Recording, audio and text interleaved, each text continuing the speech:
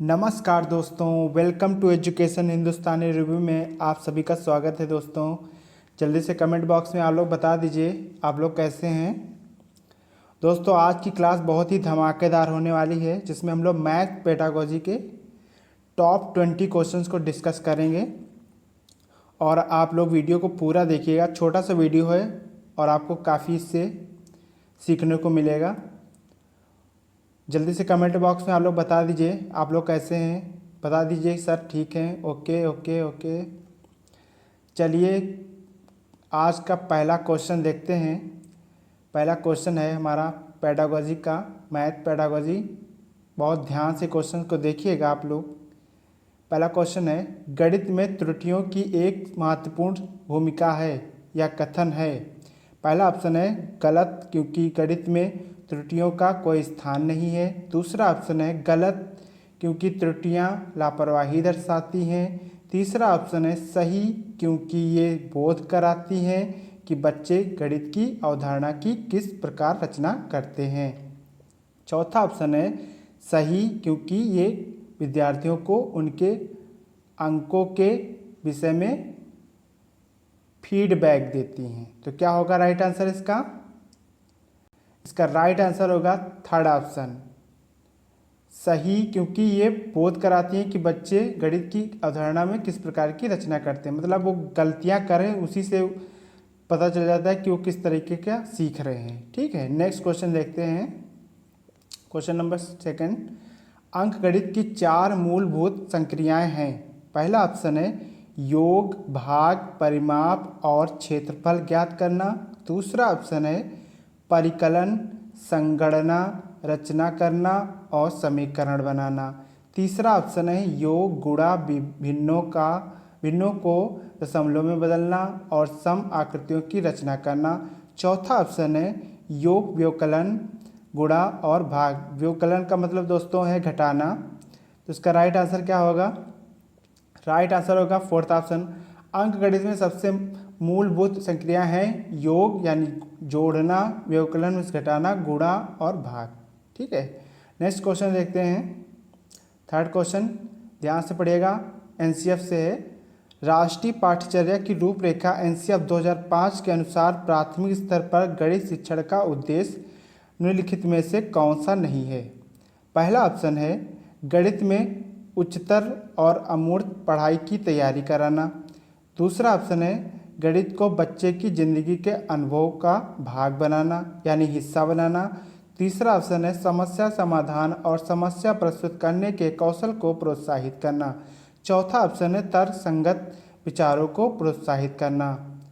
क्या होगा दोस्तों? आपको पता ही है कि प्राथमिक स्तर पर गणित का उद्देश्य क्या होना चाहिए? उच्चतर पढ़ाई नहीं होनी चाहिए और ना ही अमूर्त, जो आप लोग दिखाई ना दे वो पढ़ाई नहीं करानी है। जो वास्तविक दैनिक जीवन से जुड़ी हो वही हमें पढ़ाना है। तो इसका राइट आंसर होगा, जो इनमें से नहीं है तो पहला ऑप्शन होगा। ठीक है, नेक्स्ट क्वेश्चन देखते हैं। निम्नलिखित में से कौन सा संख्या की समझ का महत्वपूर्ण पहलू नहीं है? तो पहला ऑप्शन देखते हैं पंक्तिबद्धता। दूसरा ऑप्शन है गणना। तीसरा ऑप्शन है अंक लिखना। चौथा ऑप्शन है संरक्षण। क्या होगा राइट आंसर? ध्यान से बताइएगा। इसका जो पहलू नहीं है, महत्वपूर्ण नहीं समझा जाता संख्या की समझ में, तो वो क्या होगा? वो होगा संरक्षण। संरक्षण जो है महत्वपूर्ण नहीं होता संख्या की समझ के लिए। पंक्तिबद्धता आपको आनी चाहिए, गणना करना आना चाहिए, अंक लिखना आना चाहिए। आप संख्या की समझ को समझ सकते हैं, यही इम्पॉर्टेंट होता है।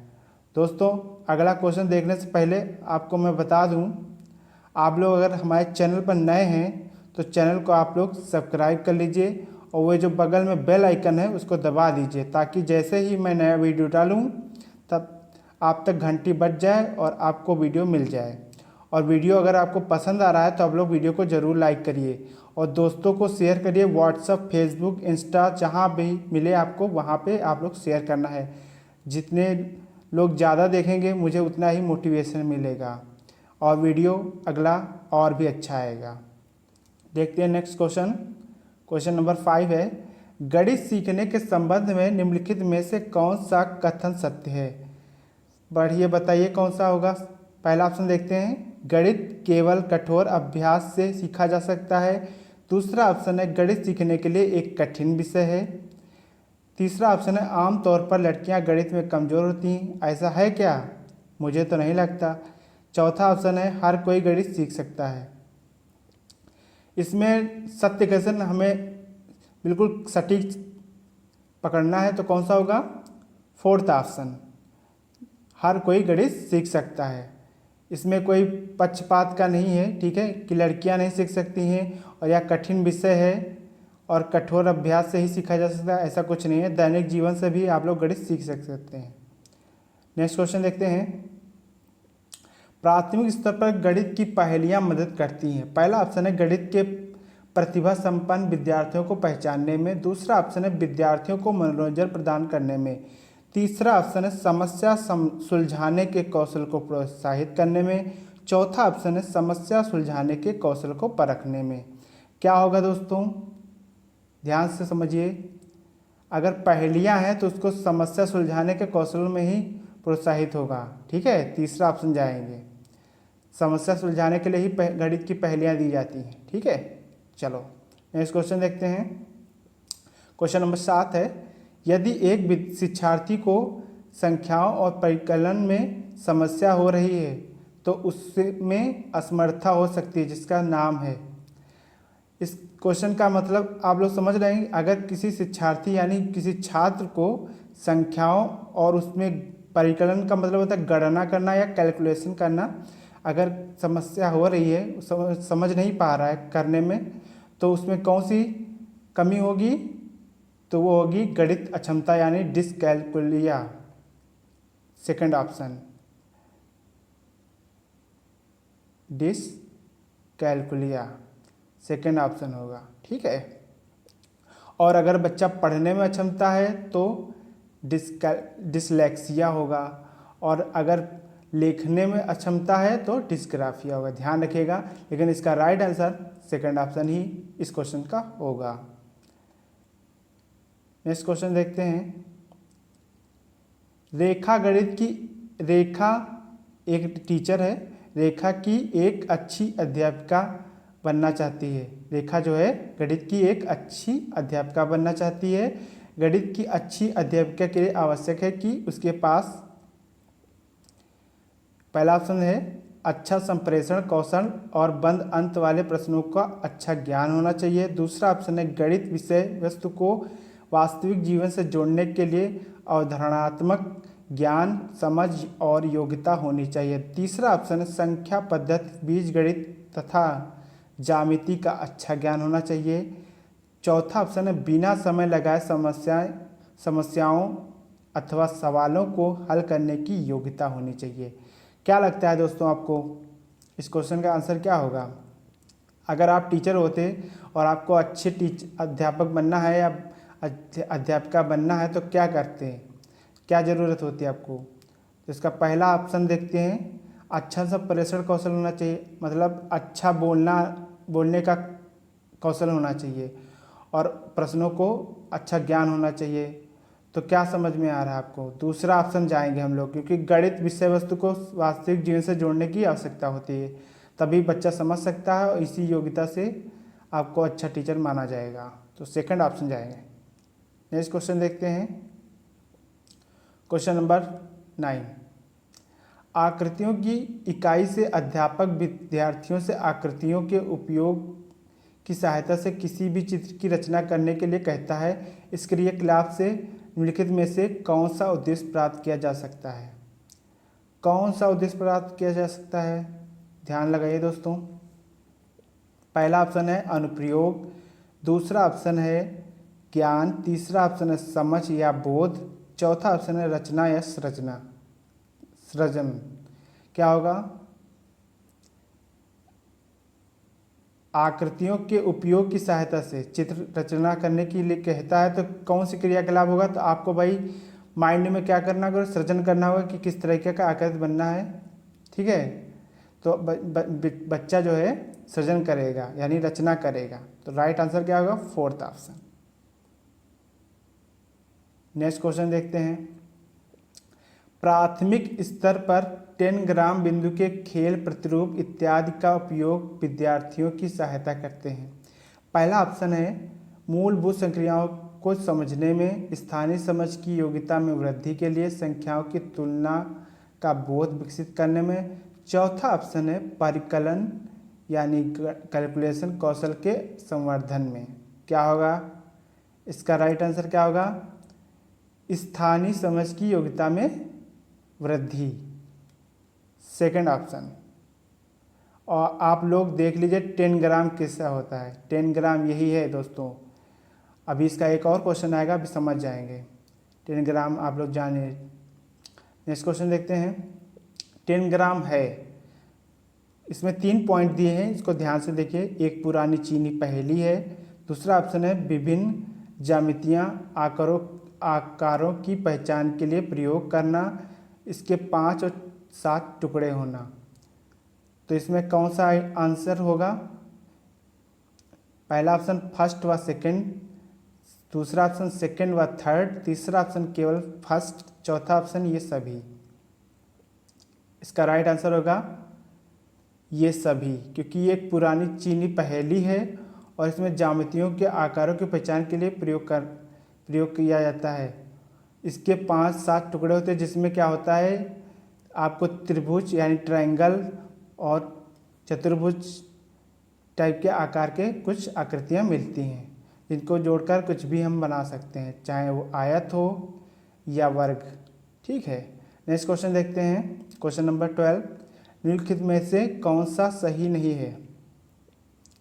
पहला 1 सेंटीमीटर 1 मीटर का शतांश है, बिल्कुल सही है। 1 सेंटीमीटर में जो है 100 सेंटीमीटर होते हैं। दूसरा ऑप्शन है 1 मिलीमीटर 1 लीटर का शतांश है। अभी बताते हैं, देखते हैं क्या है। शतांश तो मुश्किल लग रहा है। तीसरा ऑप्शन है 1 लाख बराबर 100,000 के बराबर है, बिल्कुल सही है। चौथा ऑप्शन है अंक 1 करोड़, यहाँ पे दोस्तों गलत हो गया है, यहाँ पे 1 करोड़ बराबर है, यहाँ पे 1 करोड़ होगा। 1 करोड़ बराबर है 100 लाख के, तो क्या होगा? बिल्कुल राइट आंसर होगा। चौथा भी सही है, तो इसका राइट आंसर होगा सेकंड ऑप्शन। सेकंड ऑप्शन इसका राइट आंसर होगा, क्योंकि जो है 1 मिलीलीटर जो है 1 लीटर का शतांश नहीं होता है। 1 लीटर में जो है 1000 मिलीलीटर होते हैं, तो सेकंड ऑप्शन गलत है। इसमें पूछा जा रहा है कि सही नहीं है। ठीक है, नेक्स्ट क्वेश्चन देखते हैं। कक्षा फर्स्ट और सेकंड के गणित शिक्षण अधिगम के लिए निम्नलिखित में से कौन सा सही है? पहला ऑप्शन है अभ्यास के लिए बहुत अधिक अवसर उपलब्ध कराए जाने चाहिए। सेकंड ऑप्शन है कक्षा 1 और सेकंड में केवल गणित के मौखिक प्रश्नों को कराया जाना चाहिए। तीसरा ऑप्शन देखते हैं गणित का अन्य विषयों जैसे भाषा, कला इत्यादि से समाकलन किया जाना चाहिए। चौथा ऑप्शन है फर्स्ट और सेकंड में गणित नहीं पढ़ाया जाना चाहिए। क्या होगा दोस्तों? इसका राइट आंसर होगा दोस्तों थर्ड ऑप्शन, गणित का अन्य विषयों जैसे भाषा, कला इत्यादि से समाकलन किया जाना चाहिए। ठीक है, नेक्स्ट क्वेश्चन देखते हैं। क्वेश्चन नंबर 14 है, कक्षा सेकंड की एक शिक्षिका ने अपने विद्यार्थियों को 4 इकाई और 3 दहाई लिखने के लिए कुछ विद्यार्थियों ने 34 के स्थान पर 43 लिखा। एक शिक्षिका के रूप में आप विद्यार्थियों को इस संकल्पना को कैसे समझेंगी? पहला ऑप्शन देखते हैं, हमेशा दहाई और इकाई के स्तंभों में लिखना सिखाएंगी जिससे कोई भ्रम ना हो। दूसरा ऑप्शन है स्तंभ विधि में अभ्यास कराने के लिए बहुत सारे प्रश्न देंगी। तीसरा ऑप्शन है विद्यार्थियों को गिनतारा पर प्रदर्शित करने के लिए कहेंगी और फिर लिखने के लिए कहेंगी। उन्हें बताएंगी कि गलत और फिर उन्हें सही का उत्तर को 5 बार लिखने के लिए कहेंगी। ये चौथा ऑप्शन होगा। तो क्या होगा दोस्तों, अगर आपका बच्चा अगर क्लास में है और वो गलती कर रहा है, 34 की जगह पे 43 लिख रहा है, इकाई दहाई में गलती कर रहा है, तो आपको क्या करना है? थर्ड ऑप्शन जाएंगे, विद्यार्थियों को गिनतारा पर प्रदर्शित करने के लिए कहेंगे और फिर लिखने के लिए कहेंगे। गिनतारा क्या होता है? यही है गिनतारा, आप लोग देख लीजिए। जिसे एबेकस कहते हैं। ठीक है, इसी से आपको इकाईदाई बता के बच्चों को सिखाना है। नेक्स्ट क्वेश्चन देखते हैं, गणित अध्यापन को प्रभावी बनाने के लिए निम्नलिखित में से कौन सी विशेषता नहीं है। पहला ऑप्शन है प्रतिदिन के अनुभवों के साथ संबंध स्थापित करना। दूसरा ऑप्शन है एक ही संकल्पना के लिए विभिन्न शिक्षण अधिगमों का प्रयोग करना। तीसरा ऑप्शन है नई संकल्पना का परिचय देने के लिए समय के नियम का कठोर से पालन करना।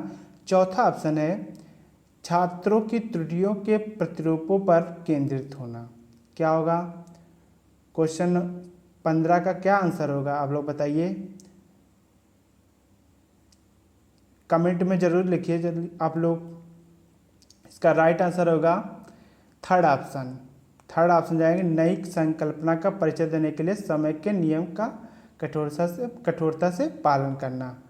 अगर गणित का अध्यापन प्रभावी नहीं हो रहा है तो इसके लिए जिम्मेदार क्या है, कौन सी विशेषता नहीं है, तो समय के नियम का कठोरता से पालन करने से कुछ नहीं होगा। ठीक है, आपको जो अनुभव के साथ संबंध स्थापित करने होंगे और शिक्षण अधिगमों का विभिन्न प्रकार के उसका उपयोग करना होगा और छात्रों के त्रुटियों पर प्रतिरूपों केंद्रित रहना होगा, उस पर ध्यान देना होगा। ठीक है, और जो गलत है तो वो कौन सा है, थर्ड ऑप्शन, तो यही राइट आंसर होगा थर्ड ऑप्शन। ठीक है, नेक्स्ट क्वेश्चन देखते हैं, कक्षा थर्ड में चतुर्थांश 1/4, चतुर्थांश क्या होता है 1/4 की संकल्पना समझने के लिए अध्यापक को कौन से उचित अनुक्रम का अनुसरण करने की आवश्यकता है। पहला ऑप्शन है चतुर्थांश के प्रतीकों को श्याम पट पर लिखना। दूसरा ऑप्शन है ठोस पदार्थ लेकर उसे चतुर्थांश में बांटना। तीसरा ऑप्शन है चतुर्थांश को प्रदर्शित करने वाले चित्र दिखाना। तो इसका सही क्रम लगाना। तो दोस्तों क्या होगा इसका सही क्रम, आप लोग चेक कर लीजिए। इसका राइट आंसर होगा फोर्थ ऑप्शन जिसमें BCA क्रम चलेगा। सबसे पहले क्या करना है, ठोस पदार्थ को लेकर उसे चतुर्थांश में बांटना है, यानी कोई टुकड़ा लेना है, उसको 4 भागों में बांटना है और फिर क्या करना है, चतुर्थांश को प्रदर्शित करने वाले चित्र दिखाना है, चित्र बनाना है। कोई पेज ले लेना है, उसको 4 भागों में बांट के चित्र की सहायता से बताना है और चतुर्थांश के प्रतीकों को श्यामपट्ट पर लिखना है, उसी तरीके से श्यामपट्ट पर दिखाना भी है। ठीक है, तो पहले क्रम देख लीजिए आप लोग, क्या होगा, पहले होगा आपका बी वाला और फिर C फिर A, तो राइट आंसर क्या होगा फोर्थ ऑप्शन। नेक्स्ट क्वेश्चन देखते हैं, वार्न हेले के स्तर जिस विकास की अवस्थाओं को संकेत करते हैं वह है। पहला ऑप्शन है भिन्न, दूसरा ऑप्शन संख्याओं की संकल्पना, तीसरा ऑप्शन है स्थानीय मान, चौथा ऑप्शन है ज्यामितीय चिंतन। क्या होगा राइट आंसर, राइट आंसर क्या होगा, राइट आंसर होगा आपका फोर्थ ऑप्शन। ज्यामितीय चिंतन के बारे में उन्होंने बताया कि किस तरीके से डिजाइन से उनको विकसित करना है, विकास की अवस्थाओं को। ठीक है, नेक्स्ट क्वेश्चन देखते हैं, संख्यांक और संख्या के विषय में निम्नलिखित में से कौन से कथन सही हैं। पहला ऑप्शन देखिए, संख्यांक एक प्रतीक है जिसे संख्या को प्रदर्शित करने के लिए प्रयोग किया जाता है। दोस्तों संख्यांक क्या होता है, अंक होता है, अंक जिसे बोलते हैं वही संख्यांक होता है। तो अंक कितने होते हैं, 0 से लेके 9 तक होते हैं। ठीक है, 1 से 9 तक या 0 से 9 तक आप लोग का समझ जाएंगे। और संख्या क्या होती है, जिसमें 1 2 3 सब मिला के कोई संख्या 14 15 16 ऐसे हो जाए तो वो संख्या हो जाती है। ठीक है, तो यही बताया गया है। तो इसका राइट आंसर क्या होगा, थर्ड ऑप्शन। दोनों ही सही हैं अपनी जगह पे, पहला और सेकंड दोनों शुद्ध हैं। ठीक है, नेक्स्ट क्वेश्चन देखते हैं, निम्नलिखित समुच्चयों में से कौन सा गणित में प्रश्न हल करने का कौशल है। पहला ऑप्शन है कंठस्थ करना, अनुमान लगाकर परीक्षण करना, चित्रांकन करना। दूसरा ऑप्शन है प्रश्न त्रुटि विधि, चित्रांकन करना, कंठस्थ करना। तीसरा ऑप्शन है चित्रांकन करना, पीछे से हल करना, रट लेना। चौथा ऑप्शन है विवेचन करना, चर का प्रयोग करना, प्रतिरूप करना। दोस्तों आपको पता है कि गणित में रटना नहीं है और कंठस्थ नहीं करना है। ठीक है, तो ये रटना कंठस्थ करना, तो राइट आंसर क्या होगा, फोर्थ ऑप्शन। लास्ट क्वेश्चन देखिए इस क्लास का, रोमन अंकों को उपयोग आमतौर पर हिंदू अरबी अंकों जैसी संख्याओं के लेखन में क्यों नहीं किया जाता है? पहला ऑप्शन होगा बच्चे अंग्रेजी वर्णमाला और रोमन अंकों में भ्रमित हो जाते हैं। दूसरा ऑप्शन है रोमन अंक स्थानीय मान का नियोजन नहीं करते, इसलिए इन अंकों को उपयोग करके गणना करना मुश्किल होता है। तीसरा ऑप्शन है रोमन अंकों को याद करना मुश्किल होता है। चौथा ऑप्शन है रोमन अंकों का उपयोग करके संख्याओं का बनाना एक जटिल कार्य है। तो क्या होगा राइट आंसर? राइट आंसर होगा इसका सेकंड ऑप्शन। आप लोग कमेंट में जरूर लिखिएगा। रोमन अंक जो है स्थानीय मान का नियोजन नहीं करते हैं और इसलिए इन अंकों को उपयोग करके गणना करना मुश्किल होता है। तो आज की क्लास यहीं तक है दोस्तों। अगर दोस्तों आपको वीडियो आज की पसंद आए तो आप लोग वीडियो को लाइक करिए, शेयर करिए।